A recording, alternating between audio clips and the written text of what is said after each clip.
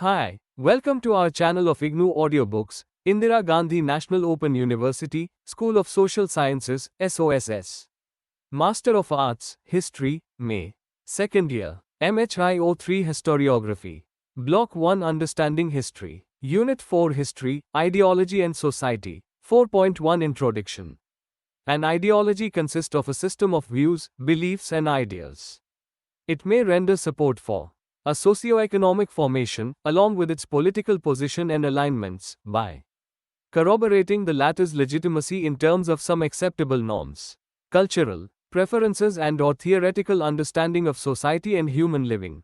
Necessarily, the scope of an ideological position spreads over a wide range of human social appraisals and their choices about economic relations, ethical norms, religious faith, aesthetic appreciation, philosophical thought and political judgment. The question of support should not be taken only as encouragement for some status quo. An ideology may be linked to supporting a social order which is yet to emerge in actual reality. Indeed, any visionary aspiration for a major social change can form the core of an appropriate ideological thrust. An ideology can then be conservative, or radical, or even a mixture of those contrary trends. Thus, history abounds in examples of several conflicting ideologies in the same society, some bent on defending the status quo, and others striving for reforms or even a revolutionary social transformation to change the prevailing order of things. The important point is that ideologies contain and maintain visions of history and create certain predispositions in interpreting history. 4.2 Ideology in History. History embraces past, present, and future. The future is yet to happen. It is real only in the sense of being what the interested people may envisage through their understanding of the past and the present. Such understanding of different persons and groups may be quite variable. Time past and time present are both perhaps present in time future. Any human society in historical process is not fully known on the evidence alone of what has actually happened. It calls for a perception of what is yet to happen and remains unknown from what is already known. The ideological elements have their important role in a historical account to commingle all those dimensions. An example from ancient Greece may be taken to focus on the point in question. Thucydides, a citizen of Athens in the 4th and 5th centuries BC, wrote a history of the Peloponnesian War. The cities at war were Athens and Sparta.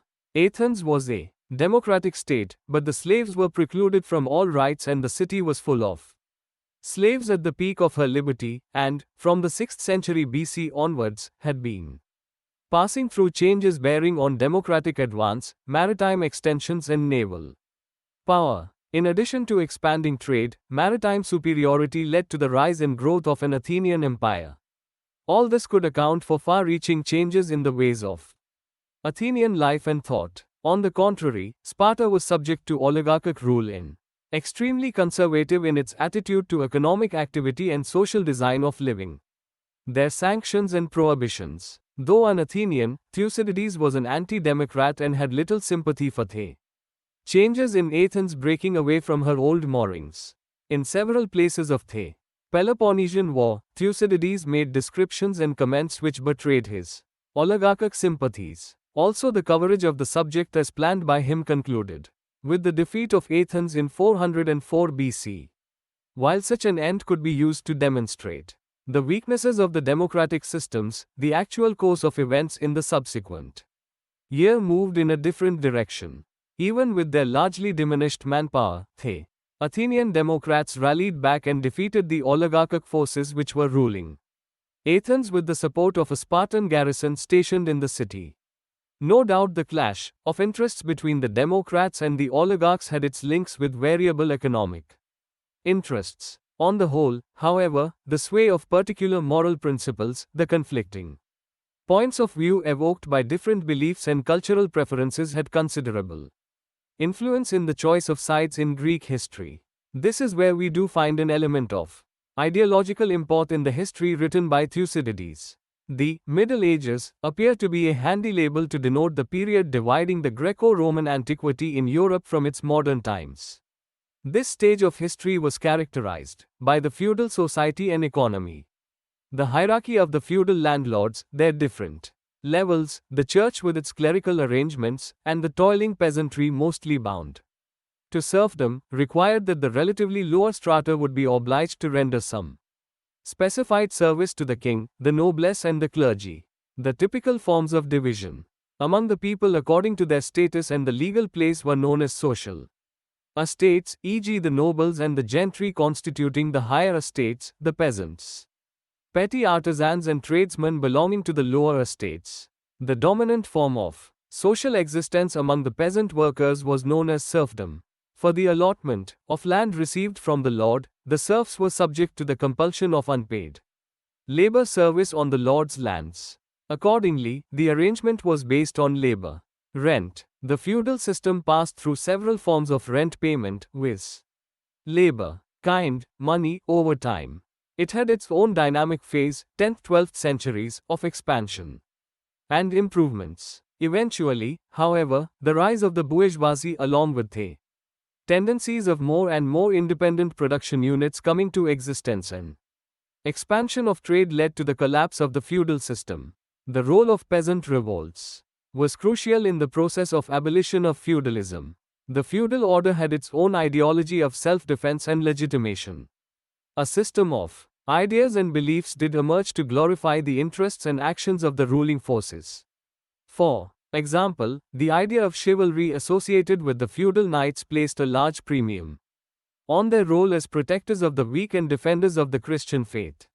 No unbiased views and observations would, however, bear out the truth of such an estimate of medieval knights. Indeed, much of the content of medieval ideology was derived from a concept of God ordaining that the prime over of life and of human history is located outside the world. It follows that human destinies are invariably determined by the will of God. For the believers in God as such, what really matters in history is not the transitory greatness of empire, but salvation or damnation in a world to come. A meaningful aspect of this kind of otherworldliness was noted by Karl Mannheim. As long as the clerically and feudally organized medieval order was able to locate its paradise outside of society, in some other worldly sphere which transcended history and dulled its revolutionary edge, the idea of paradise was still an integral part of medieval society. Not until certain social groups embodied their wish images into their actual conduct and tried to realize them, did these ideologies become utopian ideology and utopia, ch. IV. In large parts of Europe, particularly in its western countries, the Middle Ages were superseded by the beginning and development of capitalism. It was a historical transition, ranging over 4 centuries, which were distinguished by an unprecedented advance of science and far-reaching technological organizational changes in material production. As for the corresponding changes in human thought and values, we should take note of the religious movement of Reformation, 16th century, starting in Germany, and the Renaissance developing primarily in Italy and then in Elizabethan England. The rise of humanist culture and a series of important scientific discoveries accounted for the main features of the Renaissance philosophical thought.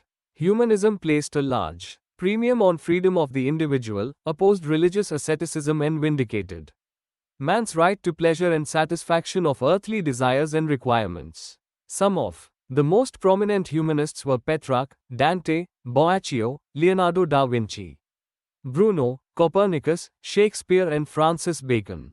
In the Renaissance sense, humanism conceived of God as approving all those views propagated from its position. The negative feature of this kind of humanism was its distance from the working people and their issues of suffering and distress. Thus, in the class context, it could at best be an ideology of the nascent bourgeoisie of Europe in those days. The religious Reformation had a similar bias. Pitted against the principles of Catholicism and the papacy, it facilitated the emergence of secular, national states. Martin Luther, 1483 to 1546, an eminent and also the earliest leader of the Reformation, denied that the church and the clergy could be mediators between man and God. But he could neither be positive in his views on the positions helping the material interests of German burghers, nor support the ideas of early burghers, nor promote the ideas of early bourgeois humanism. Luther supported the ruling classes during the Peasant War, 1525. Marx's comment in this connection is noteworthy. Luther has conquered slavery based on belief in God only, by substituting for it slavery based on conviction. The position of John Calvin, 1509 to 1564, was different. He held that in response to once calling, the committed person could prove his worth for God's grace. No other means of salvation are available since, like Luther, Calvin also rules out the scope of clerical mediation between man and God. It follows that the quantity and quality of work in this world remains the only root of human salvation. Asceticism in spending was considered to be an attribute that would aid saving and accumulation. This is how the Calvinist ethic of Reformation comes to fit in with the requirements of capitalism in history. Max Weber, 1864 to 1930, the well-known German sociologist, distinguished for his studies in the relation of Protestant ethic to capitalism, observed, asceticism was in turn influenced in its development and its character by the totality of social conditions, especially economic. The modern man is, in general, even with the best will, unable to give religious ideas a significance for culture and national character which they deserve, but it is, of course, not my aim to substitute for a one-sided materialistic and equally one-sided spiritualistic causal interpretation of culture and history. The Protestant ethic and the spirit of capitalism, CHV. The most important aspect of such formulations about the reciprocity between economic, religious and the extensive cultural spheres relates the ideological pulls and pushes of the participants in the process of history. The rise of economic individualism and laissez-faire accounted for a new balance of relations between religion, state, and civil society. The principal strength of a new leadership for the capitalist transition and its social goals obtained in the redemption of private property and its uses from the political and religious obligations of the feudal order and its ecclesiastical authority wielded by the church. Thus, along with its economic prominence, the challenge of the bourgeoisie had to work itself through manifold levels of religious beliefs and attitudes, priorities of value judgment and numerous other aspects of human social living and culture. All this would be incumbent on the nascent capitalist forces in the process of achieving their social hegemony. The ideological contributions of the Renaissance and the Reformation have already been noted. What comes next in European history's chronology of the transformation of society and ideas is the Enlightenment, a major event of intellectual history beginning roughly after the Glorious Revolution in England in 1688 and ending with the French Revolution a century later. Diderot, Voltaire, Rousseau, Montesquieu, Adam Smith, Goethe, Schiller and many other thinkers of abiding importance were among the followers of the philosophy of enlightenment. They proceeded from the first assumption that enlightened individual consciousness would have a decisive role in the elimination of social wrongs and vices. Their aim was to spread ideas of goodness, liberty, justice, and scientific knowledge. Despite their differences, the common points could be taken as a materialist view of human beings, relentless optimism about man's progress through education and some utilitarian notions about society and ethics. The linkage of the Enlightenment philosophies with the ethos of capitalism is revealed as we take account of their main principles of social life and organization. Such common denominators of the Enlightenment thought are autonomy of individuals, freedom, equality of all men, the universality of law, inviolability of contract, toleration and right to private property. It is noteworthy that the aforesaid elements are essential for a system of market exchange. The idealized social norms of the Enlightenment then imply an all-round accreditation of capitalism. 4.3 Meaning of ideology. Probably, the word ideology was first used in France by rationalist philosophers to indicate what was then understood as the philosophy of the human mind. In English usage, ideology conveyed the meaning of the science of ideas.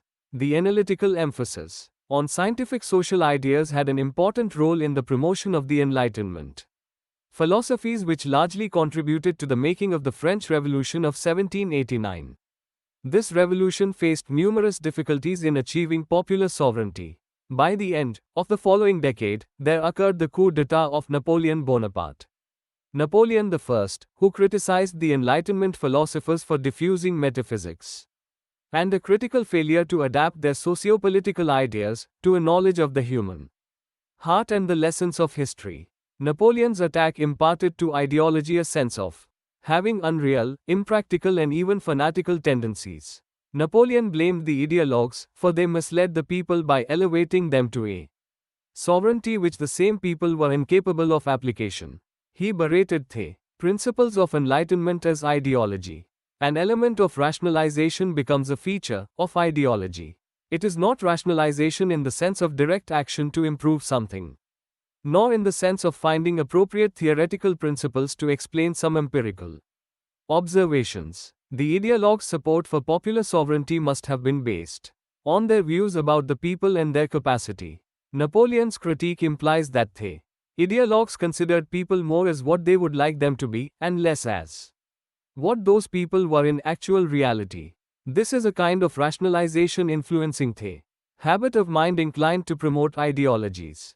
In an important sense, Napoleon's emphasis on knowledge of the human heart and the lessons of history also had an ideological nuance opposed to the position of the Enlightenment thinkers. This is a case of conflict between democratic and undemocratic sanctions about the nature of political power. Not that Napoleon's pleas for singular one-man authority could justify itself on any historical criterion of universal excellence. He had to be a creature of pure and simple pragmatism. In some circumstances, pragmatism may serve as the way out of an immediate problem. But even pragmatism cannot rid itself of a rather mundane ideological dictum enjoining that nothing succeeds like success. As we have already noted, every ideology grows either in support or in opposition to an existing social order, its economy, politics, and culture. The variable patterns of cognitive and moral beliefs embedded in different ideologies can then have a vital influence on the historical processes of action, reaction, and change. Let us note the two different senses in which the term ideology has been used in the evolution of human thought about history and society. It may mean a set of ideas belonging to any particular society. Such ideas are likely to differ from one class to another, reflecting separate class interests, which can be antagonistic or conciliatory. This is how an ideology comes to have the label of being bourgeois or proletarian, and so on and so forth. An ideology of a class cannot but have the tendency of justifying the particular interests thereof. The usual manner of such justification consists in projecting that the promotion of particular interests, under consideration, conforms to the general well-being of the entire society. The other usage of the term ideology is pejorative. It means a delusion born of false observation and inference, the sense in which Napoleon sharply criticized the ideologies of popular sovereignty. The critique implied a kind of distinction between knowledge based on sensible experience and ideology. In their early writings, criticizing the mode and content of Hegelian idealism, Marx and Engels applied the term ideology in this sense. They had the same critical approach while exposing the limitations of Ludwig Feuerbach's materialism. Marx's critiques of the Hegelian philosophies of the state, 1843, and Wright, 1843-44, and his economic and philosophical manuscripts, 1844, made no explicit mention of ideology. The emphasis was on the inversions of Hegel. For example, the true relationship of thought to being is that being is subject and thought. The predicate, Hegel sets thought as the subject and being as the predicate. The Hegelian inversions led to innumerable ambiguities and erratic conclusions. To cite a few of them, Hegel's apotheosis of an authoritarian absolute state did not fit in with his stated course of history as the progress towards consciousness of freedom. Further, Hegel's idea of God creating man entails an inversion of the same kind. Ludwig Feuerbach, himself a radical Hegelian, rightly argued in his book The Essence of Christianity, 1814, that God is a creation of man in his own image, invoking the human ideals of knowledge, will and love endowed with infinite power. In connection with this theme, Marx analyzed the nature of religion, tracing its roots in the contradictions and sufferings of the real world, religion is the sigh of the oppressed creature, the heart of a heartless world and the soul of soulless conditions. It is the opium of the people. Critique of Hegel's Philosophy of Right, Introduction. In his economic and philosophical manuscripts, 1844, Marx no longer traveled only in the world of philosophy. His criticism then extends to the economic relations obtaining in a capitalist society. This was Marx's first analysis of alienated labor and its severe contradictions in the domain of private capitalist property. Also, some significant points were made on the motives of greed and envy working as serious obstacles to human redemption from the bondage of alienation. Another important text planned and prepared by Marx and Engels during 1845–46 was not published during their lifetime. It, The German Ideology, appeared for the first time in Moscow in 1932.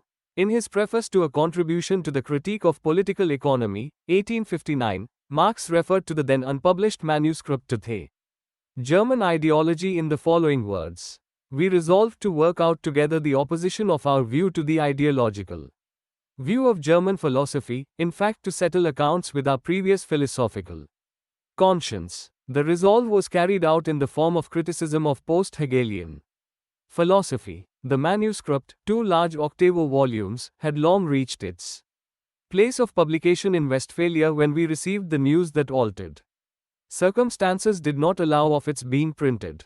We abandoned the manuscript to the gnawing criticism of the mice all the more willingly since we had achieved our main purpose, self-clarification. Marx and Engels started as radical Hegelians.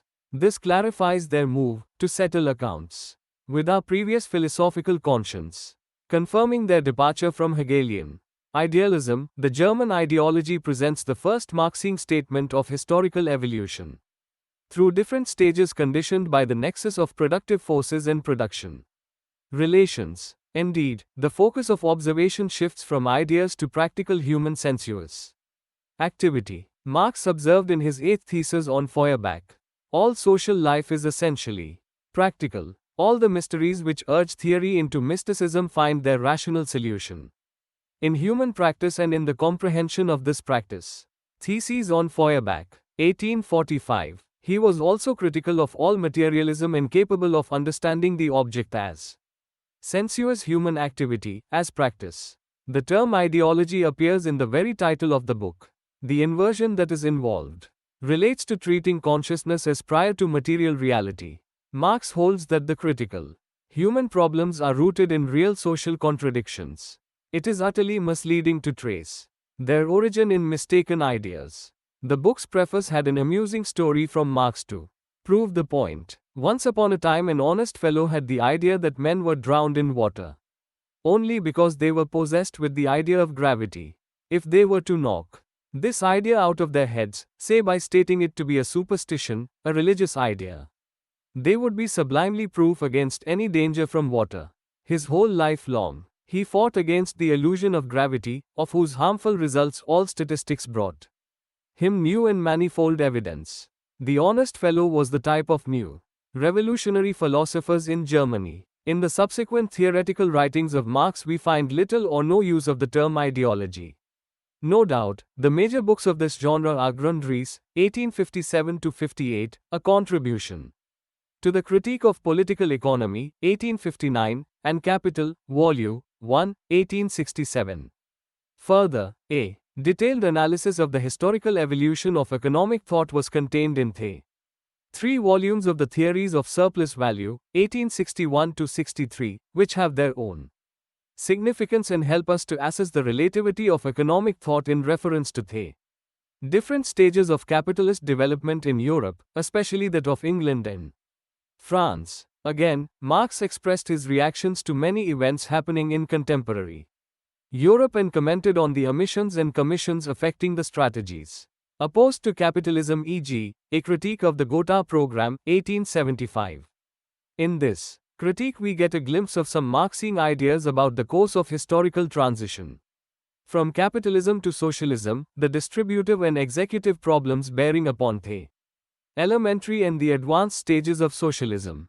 The advanced stage ushers in the Arrival of communism, which features a classless society capable of fulfilling all the needs of each and every person, thus ensuring complete and effective freedom for the entire people. As for the collapse of capitalism, Marx focuses on the growing contradictions between capitalist private property, its tendencies of ever-growing accumulation along with scientific advance of productive forces and the insatiable urge of capital to maximize profits at the expense of the proletariat. It is through these antinomies of the process of capitalist expansion that the capital-labor production relation becomes a fetter on the advance of productive forces. Marx sets forth the logic of socialist revolution as follows: the monopoly of capital becomes a fetter upon the mode of production which has sprung up and flourished along with, and under it.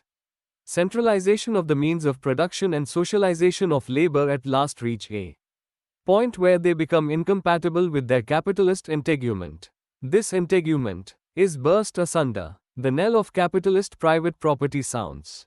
The expropriators are expropriated. Capital Volume 1, ch. 32.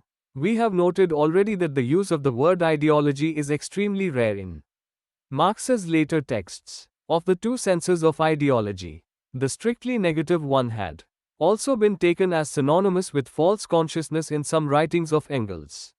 Even in its negative uses, ideology referred to distortions with a view to veiling some contradictions in reality, while capitalism abounds in contradictions and brings severe distress to the exploited. The bourgeois ideology, in Marx's words, presents the system as the very Eden of the innate rights of man. There alone rule freedom, equality, property and Bentham. And so, the synonymity of ideology and false consciousness may be misleading without appropriate specification of the contraries which are being concealed. Moreover, in his preface to a contribution to the Critique of Political Economy, 1859, Marx observed that the distinction should always be made between the material transformation of the economic conditions of production which can be determined with the precision of natural science and the legal, political, religious, aesthetic or philosophic. In short, ideological forms in which men become conscious of this conflict and fight it out. Such ideological forms neither express false consciousness, nor are they pure delusions. Marx is taking account of an entire cultural complex and its manifold dimensions. Lenin made exactly the same use of the term ideology and often specified the class that was associated with a system of ideas, e.g., bourgeois ideology, proletarian ideology. Antonio Gramsci, a leading Italian Marxist of the early 20th century, often cited the above-noted passage of Marx in order to strengthen his arguments about the importance of the ideological dimensions of social hegemony. The importance of ideological forms in any social order can also be linked to Marx's conceptualization of the base and superstructure as a clue to our understanding the relation of a society's sphere of economic activity to its manifestations of social living in law, religion, arts, philosophy and politics. Marx's point is that the sum total of production relations at the economic base constitutes the economic structure of society. This is the real foundations on which rises a legal and political structure and to which corresponds definite forms of social consciousness and their expressions. The particular metaphor of base and superstructure carries a suggestion of economic determinism. Marx, however, does not stress the necessity of any one-way relation of causality proceeding from the economic sphere to the domain of ideology marked by its creative diversity. There remains scope for reciprocal influence between material and spiritual production. The superstructures of ideas must not be conceived as a mere passive reflection of the state and forms of material production. Marx cites examples of legal and aesthetic production not quite reducible to the corresponding stage of material production, e.g., the survival of elements of Roman private law in the stage of capitalist production, the heights attained by Greek art and literature amidst a rather undeveloped state of material productions. 4.4 Some later writers. In our approach to the meaning of ideology, we have used the elements of Marxian thought in some details. The dynamics of history tend to be vitally influenced by the relative capacities of the conflicting classes to maintain their leadership in the sphere of social production. We have noted that, for Marx, the conflict between the growing productive forces and the existing relations of production matures into a revolution that brings about a new society under a new class leadership. Marx's evidence and proof of such a theory of historical change were by and large confined to the capitalist transition. The next stage of history will coincide with the arrival of socialism. This will come through the worldwide revolution waged by the proletariat against the capitalist order.